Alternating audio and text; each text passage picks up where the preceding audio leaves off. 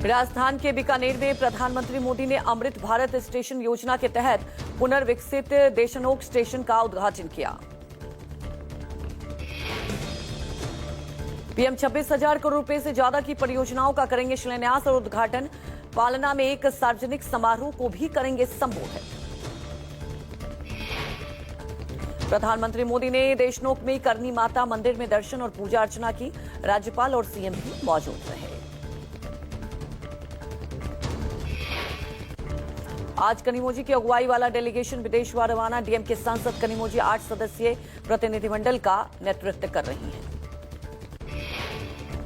ये प्रतिनिधिमंडल रूस सहित 5 देशों की करेगा यात्रा। वहीं संजय झा की अगुवाई वाला दल जापान और श्रीकांत शिंदे की टीम अबू धाबी पहुंच गई है।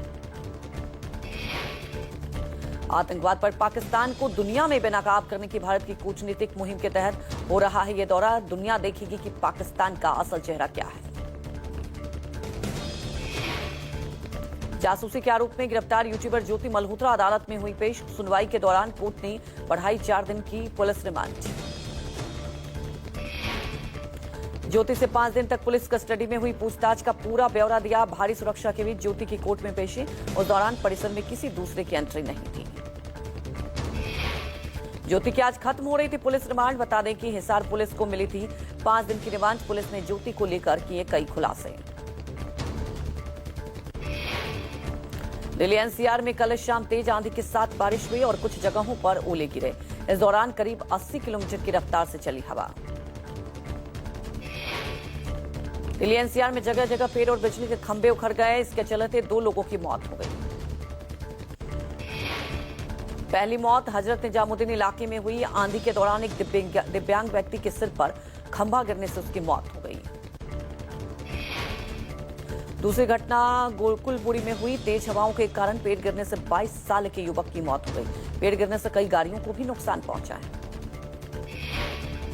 नोएडा ग्रेटर नोएडा पेड़ और साइन बोर्ड गिर गए हैं। तेज आंधी और बारिश के कारण ट्रैफिक बुरी तरह से प्रभावित हुआ। नोएडा से कालंदी कुछ तक ट्रैफिक जाम हो गया और लोग लंबे समय तक जाम में फंसे रहे। लंबे जाम की वजह से लोगों को काफी परेशानी का सामना करना पड़ा। आंधी तूफान का असर दिल्ली मेट्रो पर भी पड़ा। रेड, येलो और पिंक लाइन पर मेट्रो सेवाएं कुछ समय के लिए रोकनी पड़ी। दिल्ली से उड़ान भरने वाली कई फ्लाइट्स को भी देरी का सामना करना पड़ा। मौसम विभाग ने अगले कुछ दिनों में बारिश और आंधी की जताई संभावना। लोगों को सतर्क रहने की सलाह दी है।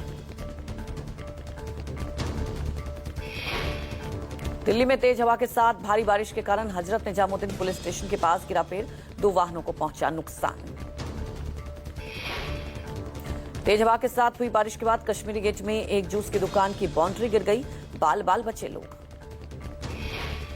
दिल्ली एनसीआर में आंधी बारिश का कहर। नोएडा ग्रेटर नोएडा एक्सप्रेसवे पर सेक्टर 145 मेट्रो स्टेशन के सामने खंभा गिरा।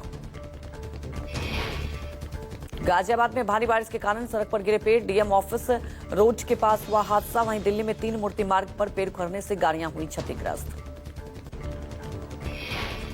उत्तर प्रदेश में गोरखपुर समेत कई शहरों में सुबह से हो रही है झमाझम बारिश। वर्षा होने से तापमान में आई भारी गिरावट। लोगों को मिली गर्मी से राहत। बारिश के कारण कई क्षेत्रों में हो गया जलभराव। गोरखपुर जिला अस्पताल क्षेत्र के सामने सड़क पर पानी लग जाने से लोगों को आने जाने में दिक्कतों का सामना हो रहा है। आगरा में भी आंधी बारिश ने बढ़ाई लोगों की परेशानी। आंधी बारिश से शहर से लेकर गांव तक बिजली आपूर्ति भी बाधित। आंधी में कई जगहों पर पेड़ गिरे। होर्डिंग्स और स्ट्रीट लाइट के पोल भी गिर गए। असम की राजधानी गुवाहाटी में भारी बारिश से हाल बेहाल। कई इलाकों में भरा पानी। मौसम विभाग ने अगले 2 से 3 दिनों तक भारी बारिश की चेतावनी दी है। उत्तर प्रदेश के हापुड़ में भारी बारिश के कारण कई इलाकों में हुआ जलभराव। तेज हवाओं के कारण दिल्ली लखनऊ मार्ग पर पेड़ गिरा। मुंबई में भारी बारिश के बाद शहर के कई हिस्सों में जलभराव की स्थिति। घरों में घुसा पानी। लोगों को दिक्कतों का सामना करना पड़ रहा है। महाराष्ट्र के ठाणे शहर में हुई भारी बारिश। कई इलाकों में भरा पानी। यातायात पर भी हुआ असर। चंडीगढ़ में भी गरज के साथ हुई तेज बारिश। लोगों को मिली गर्मी से राहत। कई क्षेत्रों में जलभराव की स्थिति।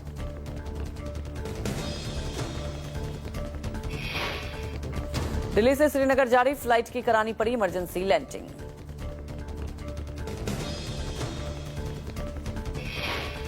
विमान में सवार थे 227 यात्री। बाल बाल बची लोगों की जान।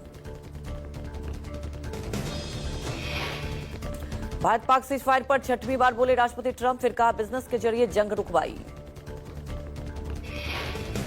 ट्रंप ने कहा, मुझे लगता है मैंने ट्रेड के जरिए सीज फायर को रुकवाया।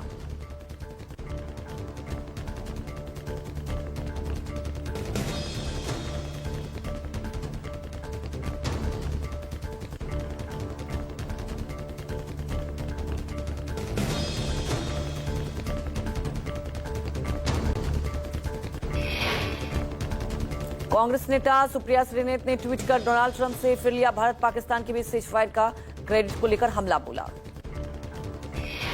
सुप्रिया श्रीनेत ने कहा, छठी बार फिर से ट्रंप ने व्यापार की बात करके भारत पाकिस्तान के बीच सीज फायर की बात की।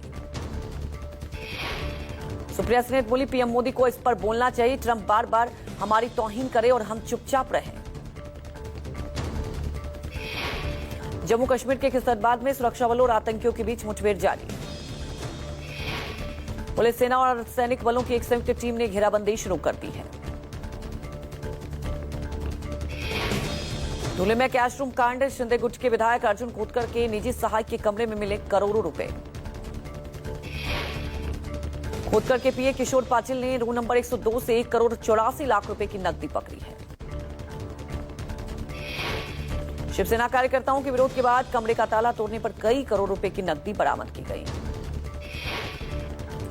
धुले और नंदरबार में विकास कार्यों की समीक्षा के लिए 22 विधायकों का प्रतिनिधिमंडल धुले शहर पहुंचा था। अमूल के बाद अब सुधा डेयरी ने बढ़ाए दूध के दाम, बिहार में आज से सुधा का दूध हुआ महंगा। सुधा शक्ति दूध अब 55 रुपए की बजाय 57 रुपए प्रति लीटर मिलेगा। नई दरें आज से लागू हो गई। फिलहाल सुधा के अन्य प्रोडक्ट जैसे घी, पेड़ा, लस्सी की कीमतों में बढ़ोतरी नहीं हुई। वक्फ कानून को लेकर सुप्रीम कोर्ट में सुनवाई, कानून को चुनौती देने वाली याचिकाओं पर होगी हियरिंग। याचिकाओं पर आज लगातार तीसरी बार होगी सुनवाई। जस्टिस बीआर गवई और जस्टिस एजी मसीह बेंच ने कहा, याचिकाकर्ताओं को अंतरिम राहत पाने के लिए मामले को और मजबूत करना चाहिए।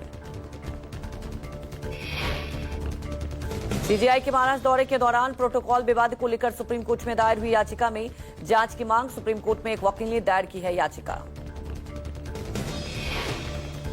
जस्टिस सूर्यकांत ने याचिकाकर्ताओं पर नाराजगी जताते हुए कहा, सस्ती लोकप्रियता क्यों हासिल करना चाहते हैं। सीजेआई ने खुद कहा है कि इस मामले को बढ़ा चढ़ाकर नहीं बताया जाना चाहिए।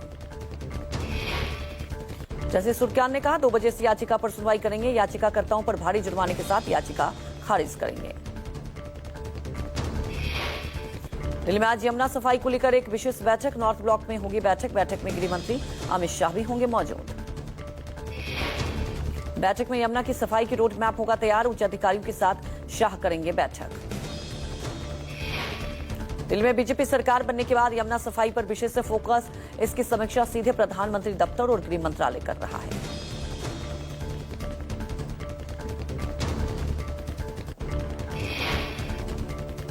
मीना टिवर्स ने लॉन्च की मिनाटी ब्लॉकचेन, जिसके जरिए रियल टाइम मॉनिटरिंग, सुरक्षित फाइनेंशियल ट्रांजैक्शन और पारदर्शिता संभव होगी।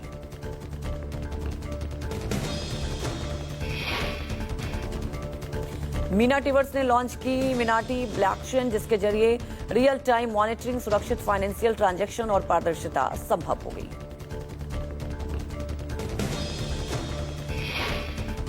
मिनाटी ब्लॉकचेन इनोवेशन में डिजिटल वर्ल्ड एडवांस होगा। प्रोजेक्ट का उद्देश्य लोगों को एक ऐसे भविष्य से जोड़ना है जो तेज, सुविधाजनक और पूरी तरह से डिजिटल हो।